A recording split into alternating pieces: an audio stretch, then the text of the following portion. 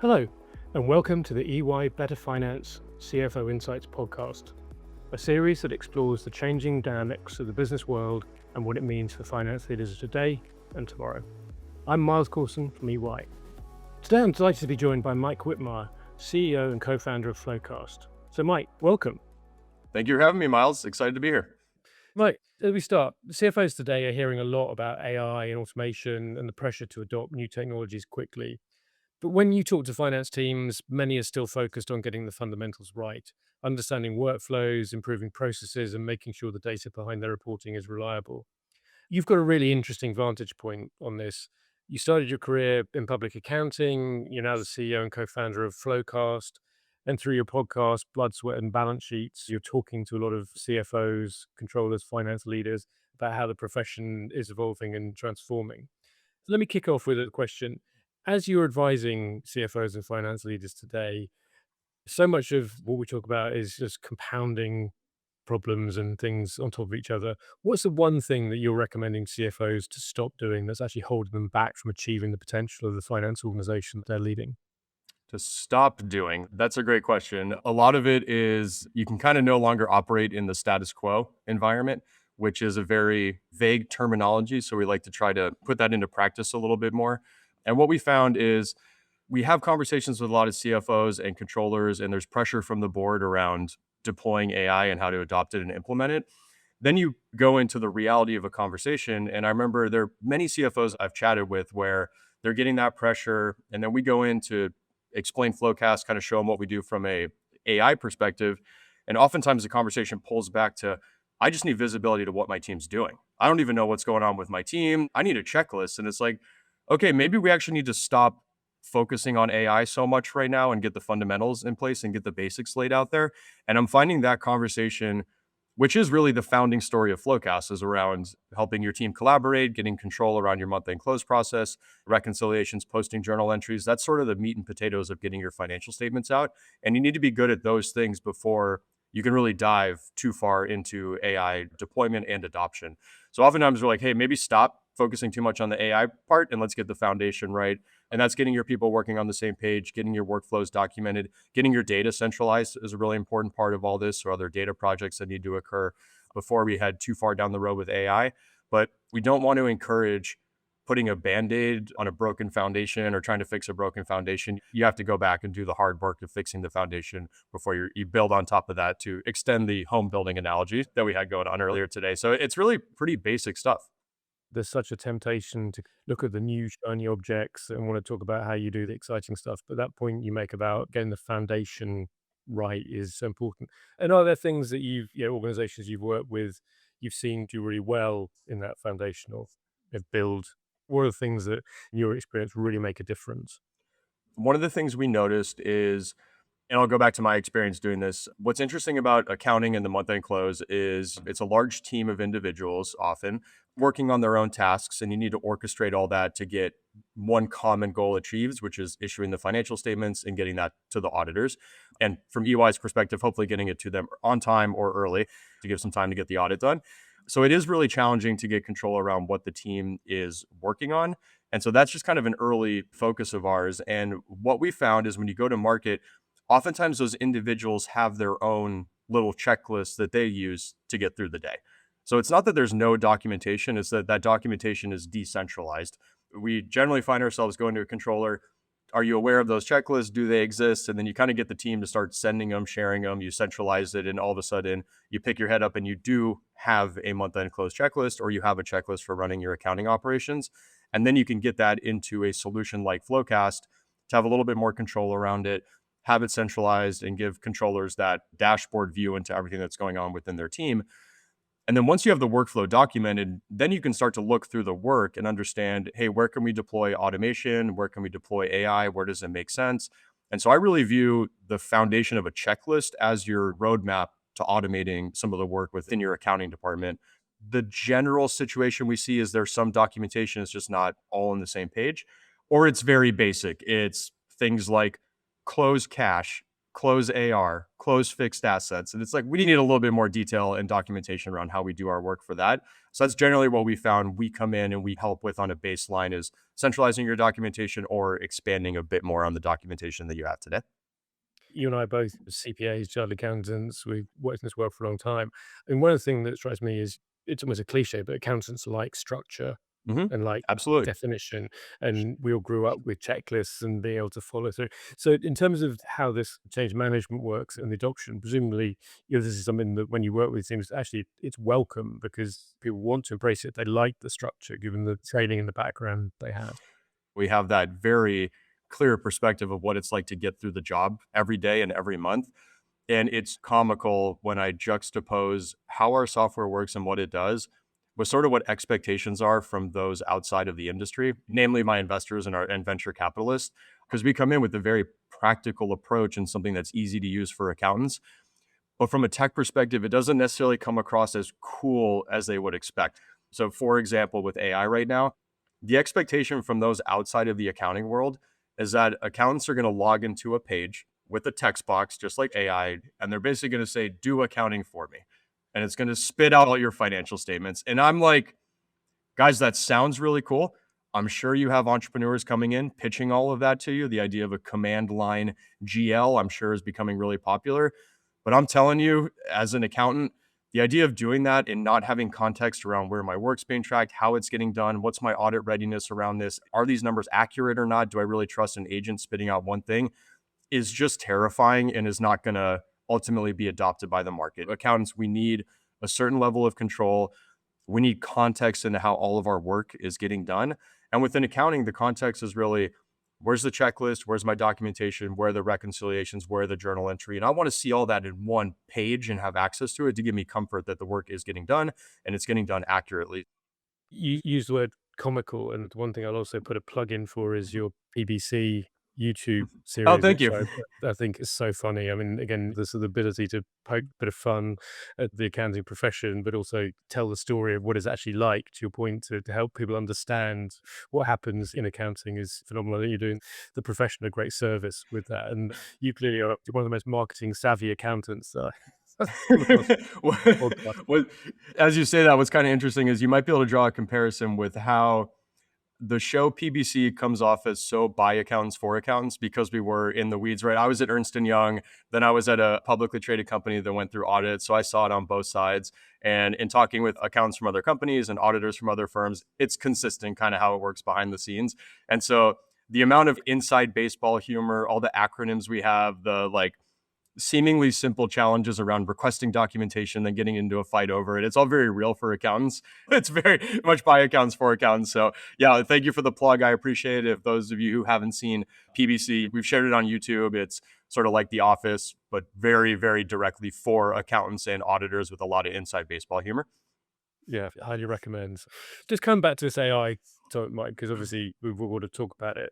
This question of AI readiness and where we are on the journey. It would be helpful, I think, sometimes to bust a few myths. And I think it goes back to your previous comment. Oh, AI will solve it. Yeah, but how? One of the questions I think is really important is where are organizations that you're working with on the AI readiness journey? Because I think this expectation is going to happen overnight and it's going to be so dramatic. To your point, there's actually a lot of foundational stuff that needs to be done to achieve that. What's one thing that you would say to CFOs, controllers, and their finance teams that they need to be able to come together on and talk about to really get right to be able to scale up that investment? And then what do you think the starting point is in general terms at the moment? Mm-hmm. Looking across our install base, we still believe that about half of them are very early in that journey, beyond the documentation phase, but more in that either trying to optimize their processes to really then drive automation on an optimized checklist. That's about half of them. About 30% of our client base, they've deployed automation capabilities pretty aggressively. So that's something like maybe ingesting data from one system, reviewing it, and posting a journal entry end to end, something to that effect, a rather basic one. And then we have that last 20% that is starting their AI journey. And generally, what we like to recommend is starting small with it and proving value and ensuring that your team adopts it. Because one of my big concerns is a company goes out there and makes a really big purchase. They buy into a really big vision, then they don't get any practical value out of it. And so we want to come to the table with a practical approach for looking at one, two, or three processes and think about how can we deploy AI across those processes to make us more efficient. And we have about 20% of our customers at that phase starting to roll it out. Then there's a small subset, call it a 0.5%, but they were very aggressive in the journey and they've deployed AI across dozens of workflows at this point. One thing that isn't considered much, at least from the outsider's perspective, is how much nuance there is to accounting. I think the phase of your company, where they are in the life cycle, what the growth plans of the company are, and whether you're public or private, those are all really big factors to consider in how you should use AI and how much control you want around it. If you're a small accounting organization, let's say you have two or three people within your accounting department, you don't really plan on growing. Quite frankly, you might not have a need for intense documentation. You have two people who can just talk to each other in a room. It might slow you down to have a checklist and actually try to document this stuff. Presumably, you don't have audit requirements, so you don't really need to think too deeply around what are the controls around AI. And if it's close enough, that's good if you can get it done faster. So there might be an opportunity to use some of the self-serve AI tools out there, do a little DIY software building as well with some of the offerings that are there. But if you have plans on scaling, if you care about controls, if accuracy and control is really top of mind for you, or you ultimately plan on going public, I think that's when you need a purpose-built application to make sure that you scale and you scale accurately. Like when AI came out, EY has deeply beaten into my brain the idea of what could go wrong. So I'm just thinking about the what could go wrongs. And there were a whole lot. And I mean, the number one I landed on is just accuracy and the concerns over a material weakness being found within a company using AI in an irresponsible way. So that's what I think about is a scaling organization or a larger enterprise and how they're going to do it in an audit ready way. And thanks to my years at EY for that. I don't think any of us that have spent any time in audit remember that what could go wrong Mhm. and the WCGW acronym, to go back to your point about everything Yep. having to be acronymized. I appreciate your honesty that this doesn't apply to everybody. Where would you say the tipping point is? What level of scale and complexity does it start to make sense to make that investment in the documentation and really understanding the workflow? We have found 6 people in the accounting department is that breaking point at which you need to start documenting work. That's the point at which you have a controller managing a team. That work is decentralized, and you do have the risk of institutional knowledge leaving the building. So if someone on the team leaves, it's going to be hard to pick up that work if it's not written down, quite frankly. Now, the need for it, I would say, depends a bit on the company's strategy at that point. If you're going to remain at that size, you might be able to get by, you might be able to not. But if you plan on growing, which a lot of our clients start at 6 or so people within accounting, then they expand internationally, they add more entities, they have more currencies to deal with, reconciliations get harder, intercompany comes along, consolidations, maybe you do some M&A as well. You start to grow and all those things make accounting much more complicated. And if you're able to start with a well-documented foundation at 6 accounting team members and have that continue as you scale up, it's going to make your life much easier and much more efficient as you start to really grow into a larger enterprise and deal with those complications. And then ultimately, if you do choose to go public, that's where having already operated in a bit of a controlled environment for years ahead of that time frame makes it much easier to get SOX compliant. It's less of a documentation exercise. And then quite frankly, the big one is it's less of a culture shock to the team when you have to adhere to controls, hit deadlines and things like that. You've already softly been working in that environment, so it's just not as big of a culture shift. One of the roles I was brought into at my prior job was to help with getting ready to go public and a lot of the documentation around the risk and control matrix, SOX compliance, and all that. And what I was surprised to find out was the documentation was the easy part. I mean, I worked pretty hard on it, but it was the easy part to get that written down. The culture shock that came along with it and the behavior change was the really hard part.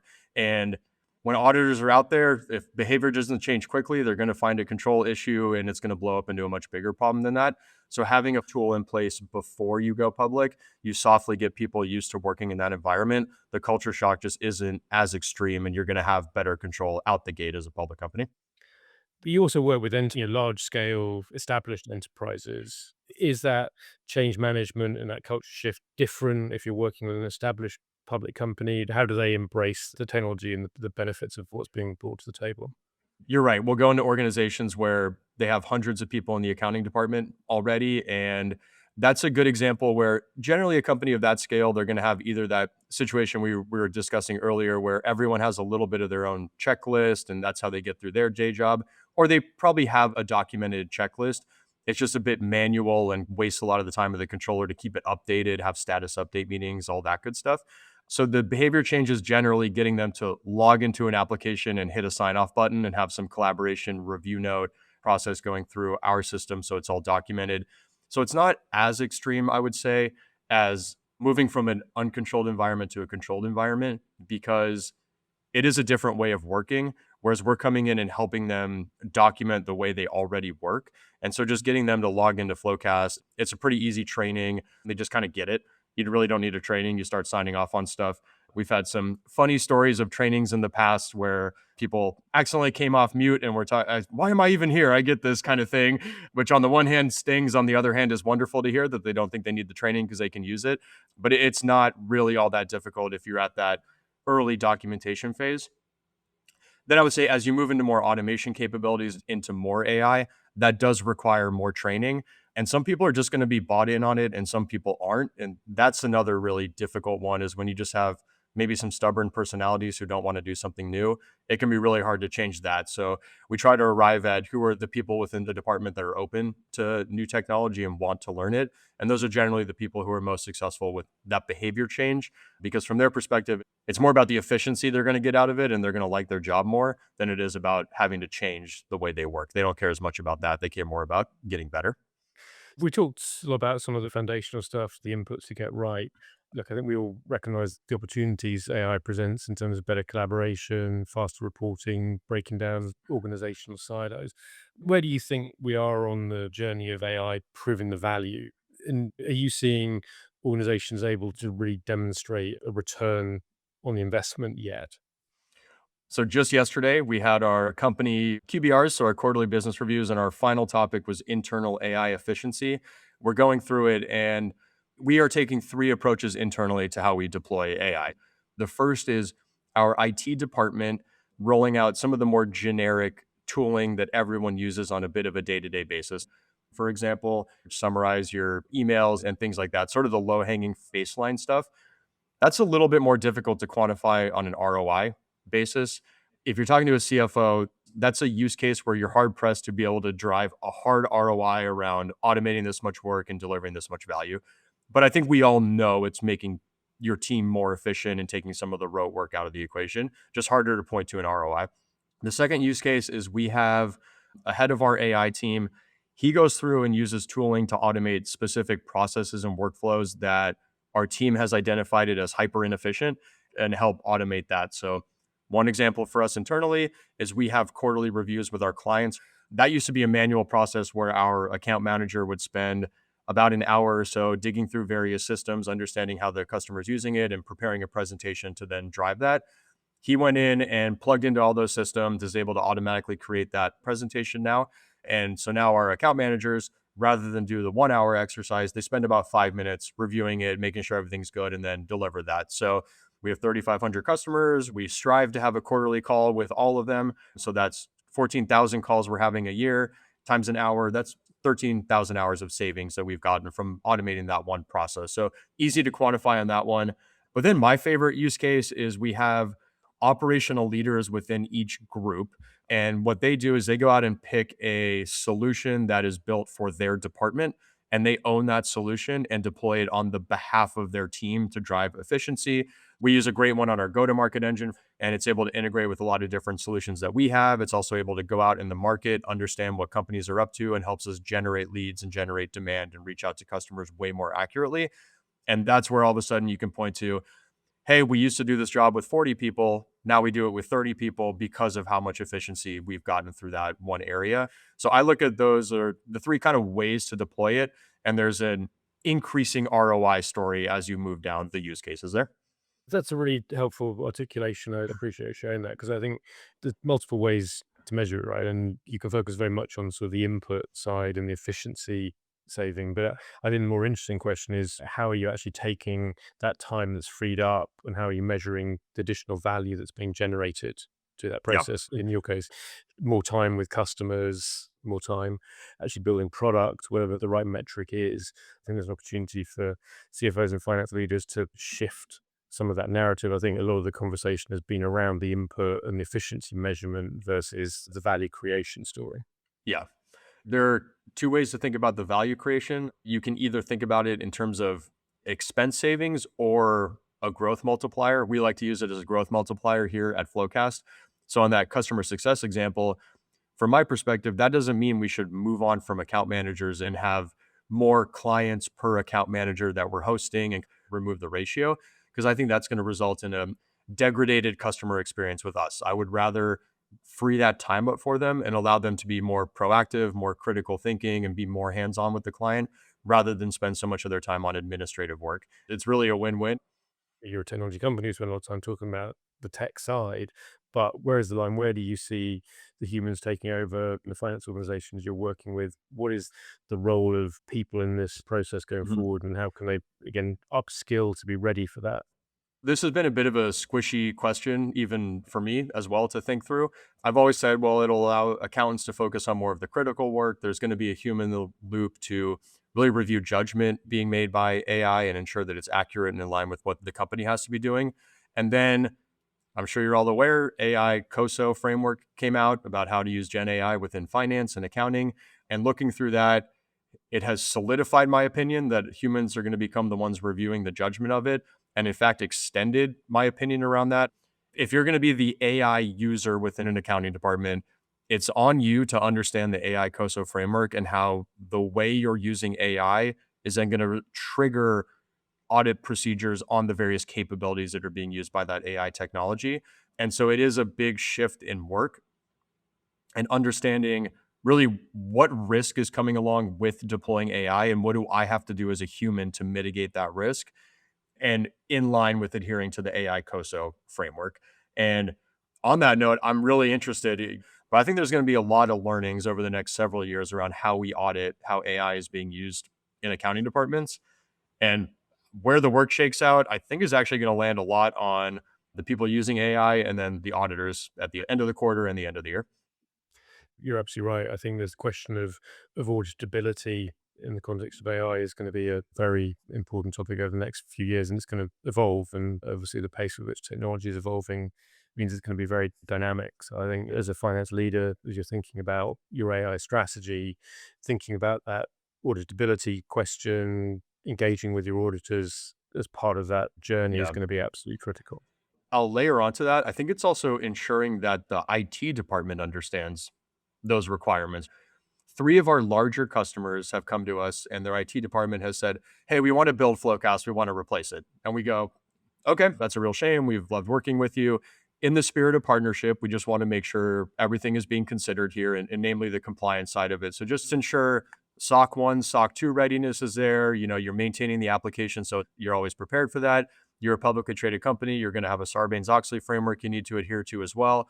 It's really important to understand the risk the CFO is taking on if you're not using a SOX compliant solution.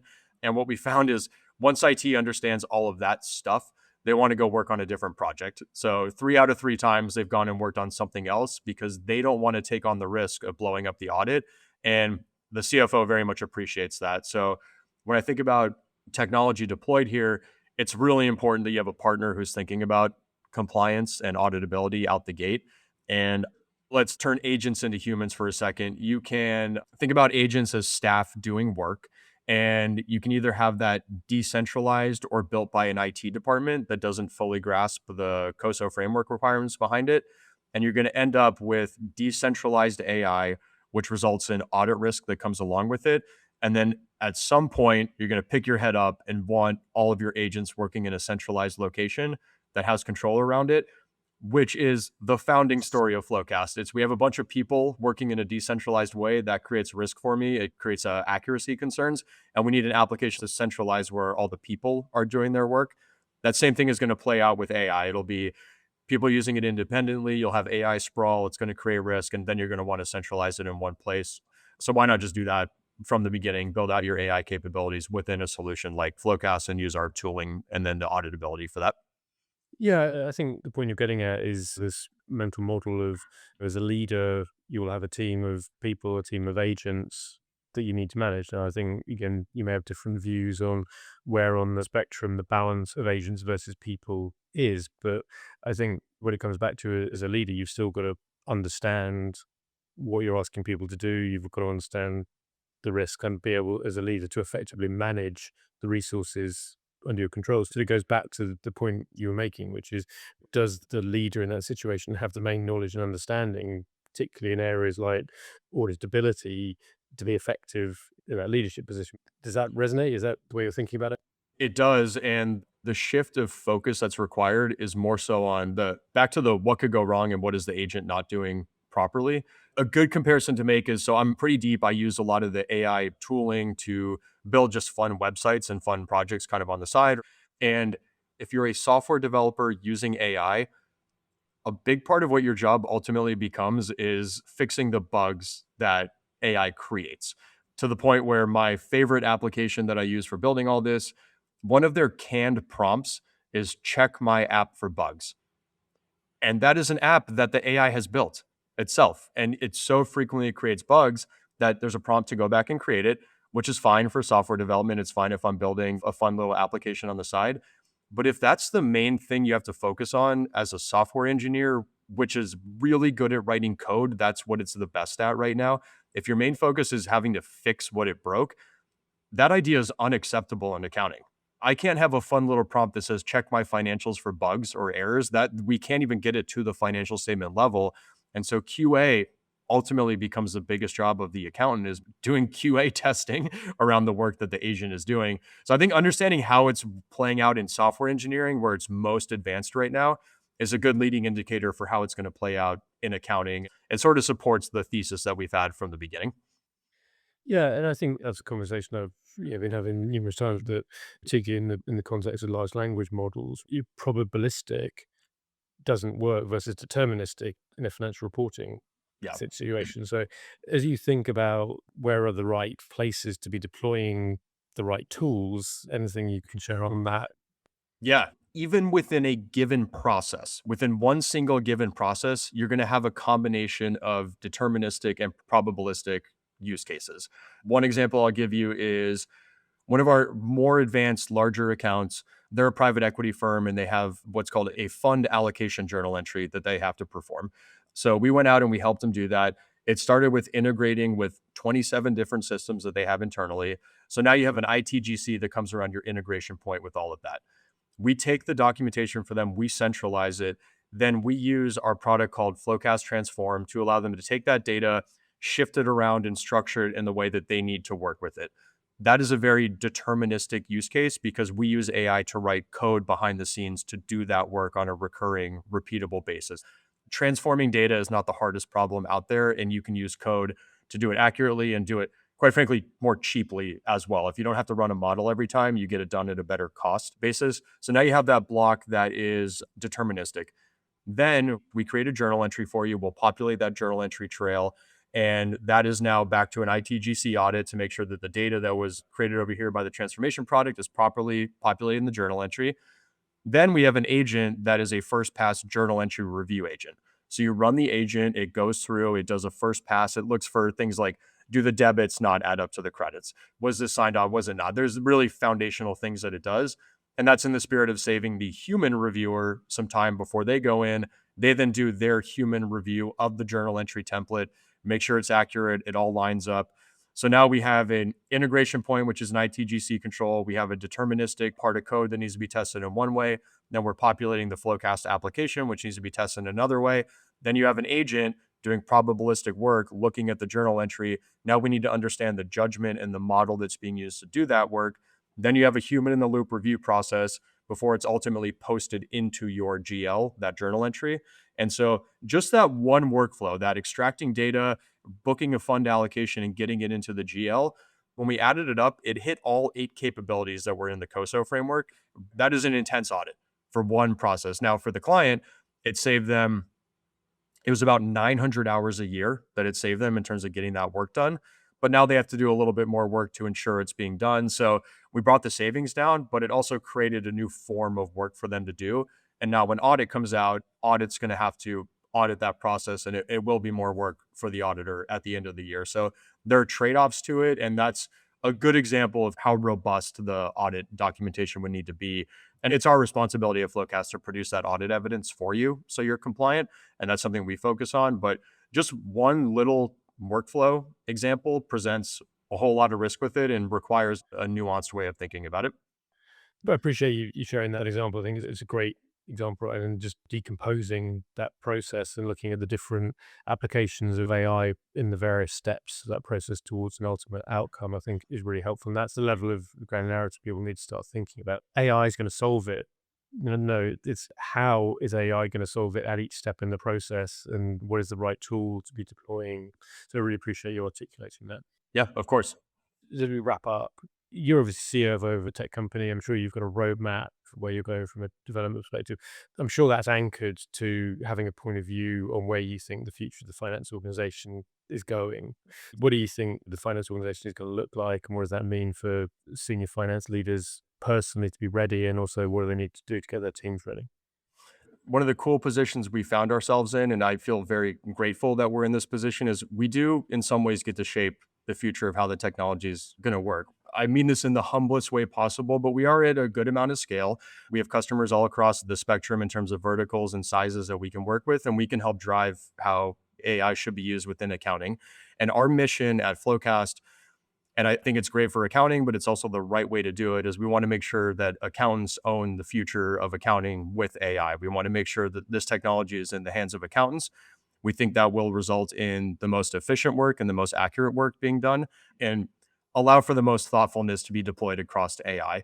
The other option is allowing IT to do everything. And if IT is going out and deploying AI, you're going to miss the accounting nuances. It's going to insert risk into the equation. And I don't want that to happen. So we're building software to empower accountants to own that work, which means it's incumbent upon us to make sure it's really easy to use, it's easy to learn.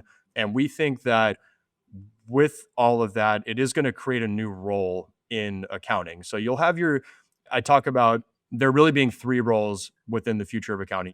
There's still going to be humans. You're going to have your controller. Their job is going to be to manage people, manage the whole process, make sure everything's on track. And that is great for certain personalities. They love managing people. Personally, despite running a large organization, that's not my favorite thing in the world. I hire great people who do a lot of the people management around here, but some people enjoy it. And so that will be one of the roles in the future. The second is going to be still that technical gap accounting expert who understands regulation, understands gap, accounting guidance, all that good stuff. And they're the ones who are there to make sure that new work is being interpreted properly and done properly. ASC 606 comes out, someone needs to do that work and get it in place and make sure it's deployed across the org. That role will still exist. And then the third is going to be more of a technologist looking role. They're going to be the ones who are really owning all the agents, building them, deploying them, and managing them in conjunction with the regulation expert, doing that work together to make sure that all the work is done in a compliant manner. It's going to look much more like a technologist. And the reality is the role is probably those who are financial transformation experts today. That's a bit of the morph in their job, is to really, really driving more of the technology and the adoption, not just collaborating with IT, but more so owning it to drive that transformation. And we've put out a program, we call it the FloQast Certified Accountant. And the idea is to educate accountants to be that type of new role and be successful within the accounting industry. So if I'm a CFO, what's really important right now is identifying the people and the talent that are good at this naturally and want to do more of the tech focused work. That's it. Everything starts with people. It starts with people and then process and then technology. It's an old trope, but it is for a reason. It's very accurate. And so step one is identifying the right people within your organization to take on those three different roles. Make sure your process is documented, and then talk about how do we deploy technology more aggressively against that. Fantastic. Well, Mike, I think that's a great way to finish. As we close out, we like to have some rapid fire questions just so we can learn from you as a leader and Okay. share some wisdom that you've accumulated over the years. Is there a particular all-time favorite quote you have, and why does that stand out for you? It's very basic. Hard things are hard. We're trying to do hard things here at FloQast, and that means that every day is going to be hard. It's not going to be easy. And so just kind of get used to it is one of them. It has mixed reception, but it kind of is what it is. So I talk about that one. And then there's debate of who this quote is attributed to or not. I believe it was Ford. It was, hey, if I asked the customers what they wanted, they would have said a faster horse. And I agree with that. So then I talk about, okay, that quote should be applied to different life cycles within a product development. I think it is very much our job at FloQast to innovate and be the 0 to 1, the person who has the idea for the car, not the faster horse. But then once you've invented the car, work very closely with your customers on how to make that car as good as possible for them. I'm not necessarily the guy who's going to have the idea around putting air conditioning in a car, but if someone's driving in a car all day and they get really hot, they might be like, "Can I have this thing that makes it colder in here?" And we'll be like, "Yeah, we'll go do that for you. We'll build that. Oh, you want to listen to music in your car? Cool. We'll go put a radio in for you." Like things like that. You need to work closely with your customers to build out the product such that it's really great for them and it creates a great user experience. But it's our job to innovate and get from that 0 to 1 phase and really try to be forward thinking around how accountants should work in the future. The faster horse quote is one I like delivering as well. I love that. And yeah, you're right. It's Henry Ford. It's the Model T example. But I think Yeah. the point you made around understand where you are. Are you driving the disruption or are you driving the continuous improvement and making sure your organization is aligned effectively with where you are in that stage? So that's great. I love this 0 to 1 Yeah. example. Mhm. That's fantastic. Was there a particular piece of advice that someone's given you during the course of your career that had the most impact? I have a mentor, one of our first board members at FloQast. And I remember early on talking to him about, we had a really difficult conversation. I had to close an office down, and that meant we had to let go of about 25 people. It was a really tough decision to make. And I remember talking to him like, how do you deliver this message to the company? What's the right way to do it? And he just said to me, "Hey, man, the truth shall set you free. That's it. The more open and honest you are and transparent about the decision, like at the end of the day, what you're doing is right for the business. And just explain your logic, explain why, and be open and honest about it. And people will respect it and appreciate it. And the truth shall set you free as a leader, I think is an insanely great piece of advice. And it's something that I try to carry through with everything I do to the company. That one means a lot for me and has driven a lot of my leadership style. One of the pieces I'd go back to is bad news doesn't age. Yeah. And I think it's a similar theme, right? I mean, just get it out there and deal with it. You will be much more constructive rather than procrastinating on stuff. So that's Mhm. great. And then obviously you're an entrepreneur, you've got this rapid growth company, you've got a lot of pressures on your time. How do you maintain well-being and balance? I think it's important to have hobbies outside of work for sure. So I fit some of the stereotypes of accountants. I love golf and I love baseball. So I do get out and golf. If you can see behind me, I do have a golf simulator. I'm fortunate enough to have that at home. So I get to do some of the golfing without spending a ton of time away from my family, which is also really important. I think having family time, focusing on your family. I have an 8-year-old daughter. I don't want to miss her growing up. And so being able to carve out time to do that is something you have to do intentionally, but I think it's important to create balance in your life. So yes, I spend a lot of time on FloQast. It takes a lot of my headspace up, but I also need to have free time to do things outside of work. And that's to me, hobbies and family. And I think that makes me be better at FloQast as well. I fully agree with that. I'm lucky to be able to blend both. I got my kids playing golf early and they love it. So I get Oh, to do. awesome. That's awesome. Yeah, my daughter just started playing softball. It's a lot of fun to go to the games and watch them learn and have fun. Well, we'll get a with a golf swing sooner rather than later because that softball swing doesn't help the golf swing. No, the earlier you start golfing, the better for sure. Always been a great conversation. Really enjoyed talking to you, and thanks for being on the show. Yeah, likewise, Miles. Thank you so much for having me. This is really cool. Being an EY alumni to this interview has been a lot of fun. Take care. Thank you. You too. If you've enjoyed this or any episode of the EY Better Finance CFO Insights podcast, please subscribe or leave a rating and review. You'll find related links at ey.com/betterfinance. And as always, thank you for listening.